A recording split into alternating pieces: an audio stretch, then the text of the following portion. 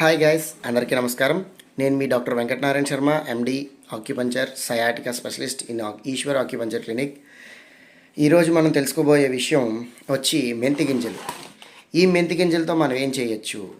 మెంతి గింజలతో చాలా రకాలైనటువంటి ఉపయోగాలు ఉన్నాయి. ముందుగా ఇదిగోండి, నా చేతిలో ఉన్నది ఇది మెంతి గింజ.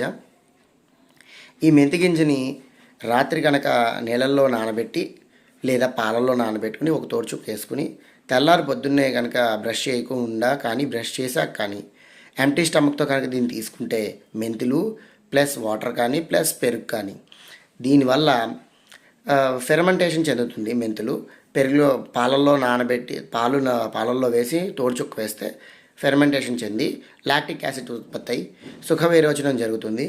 అలాగే డయాబెటీస్ సమస్యతో బాధపడే వారికి ఈ మెంతులు ప్యాంక్రాస్ని యాక్టివేట్ చేసి ఇన్సులిన్ ఉత్పత్తి చేయడానికి బాగా ఉపయోగపడతాయి. అలాగే ప్రతిరోజు మనం భోజనంలో మెంతులు వేసుకుని చక్కగా భోజనం చేస్తూ ఉంటాం. చారులో పోపులో కానీ, కూరలో పోపులో కానీ, పప్పులో పోపులో కానీ. మెంతుల వల్ల చాలా రకాలైనటువంటి ఉపయోగాలు ఉన్నాయి.